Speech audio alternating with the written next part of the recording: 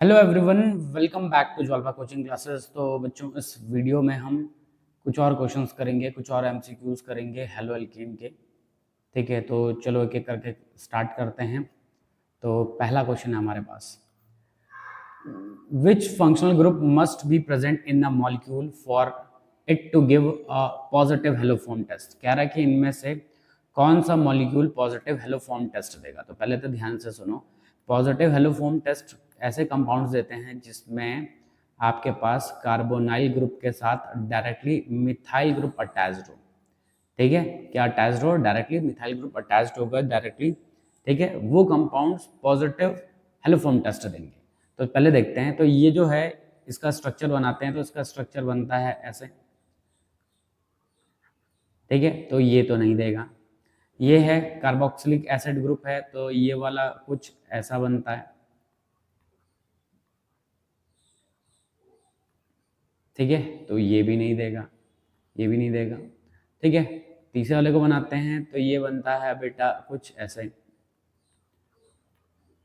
ठीक है, तो देखो है ना, कार्बोनाइल ग्रुप के साथ मिथाइल ग्रुप अटैच्ड है। हाँ जी है, तो ये देगा। और सिंपली OH है, तो OH भी नहीं देगा। ठीक है, तो ऑप्शन सी हमारा इसमें करेक्ट है। चलो नेक्स्ट क्वेश्चन देखते हैं, which of the following compound will give a positive haloform test. ठीक है, तो इनमें से कौन सा पॉजिटिव हेलोफॉर्म टेस्ट देगा। तो उसके लिए हमें क्या बनाना पड़ेगा, इसके लिए हमें बनाना पड़ेगा बेटे स्ट्रक्चर। एसीटोन, एसीटोन क्या होता है? एसीटोन होता है CH3, ये होता है। दूसरा होता है बेंजल्डिहाइड, बेंजल्डिहाइड बेटा ऐसा होता है। ठीक है, टॉलिन, टॉलिन कैसा होता है? टॉलिन ऐसा होता है, ये टॉलिन है।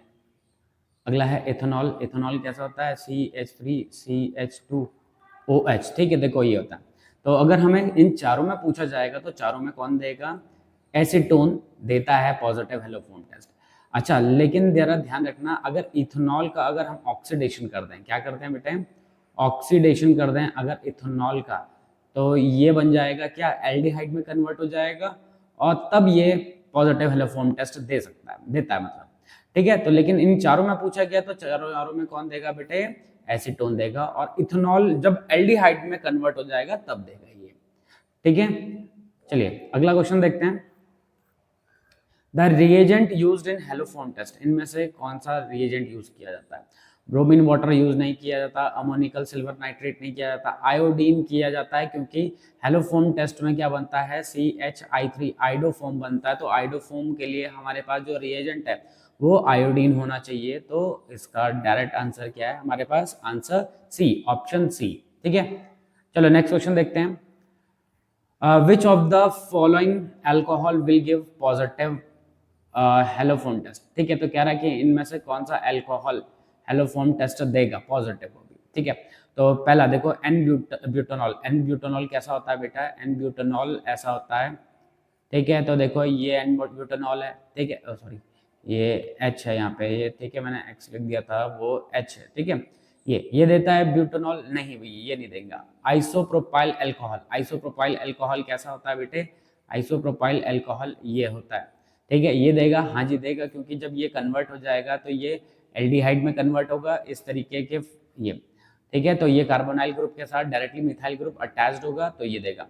बेंजाइल अल्कोहल देगा, बेंजाइल अल्कोहल ये होता है बेटा बेंजाइल अल्कोहल, जिसे हम फिनॉल भी कहते हैं, तो ये देगा, नहीं भैया ये नहीं देगा।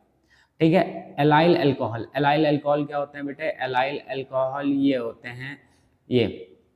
ठीक है, ये होते हैं एलाइल अल्कोहल, ये नहीं देंगे क्योंकि यहाँ पे ये पहले तो कार्बोनाइल ग्रुप प्रेजेंट नहीं है, और दूसरा अगर अल्कोहल लगा भी है तो साथ में क्या डायरेक्टली मिथाइल ग्रुप नहीं प्रेजेंट है इसमें, इसलिए ये नहीं देगा।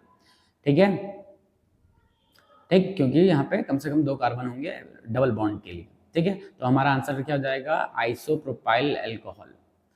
ठीक है, चलो नेक्स्ट क्वेश्चन दे रहे हैं, क्या नेक्स्ट क्वेश्चन क्या? Positive result in a haloform test is indicated by the formation of. देखो क्या कह रहा है कि हेलोफॉर्म टेस्ट का पॉजिटिव रिजल्ट कैसे पता चलता है। तो देखो पॉजिटिव रिजल्ट तब पता चलता है जब CHI3 बनता है। क्या बनता है? CHI3, ये होता है आपका आइडोफॉर्म। क्या होता है बेटे? आइडोफॉर्म होता है। और आइडोफॉर्म किस कलर का होता है? येलो पीपीटी के फॉर्म में होता है। कैसा होता है?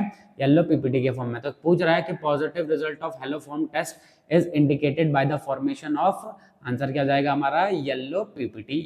ठीक है, चलो अगला क्वेश्चन करके देखते हैं, इसको हटाते हैं और नेक्स्ट क्वेश्चन करते हैं।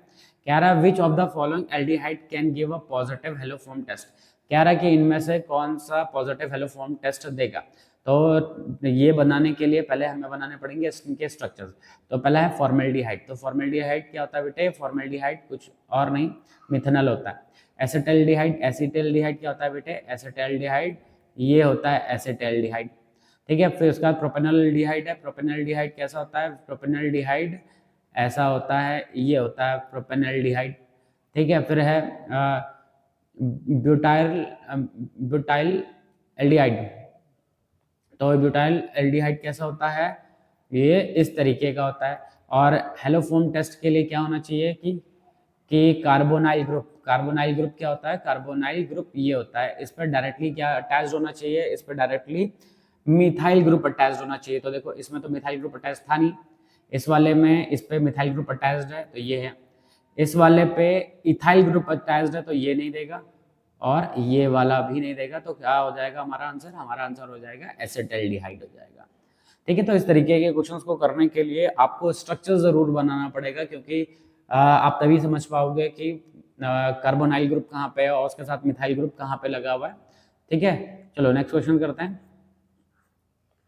अगला क्या क्वेश्चन कह रहा है which of the following reagent is not required for the haloform test. ठीक है, इनमें से कौन सा हेलोफोम टेस्ट में रिक्वायरमेंट नहीं होता?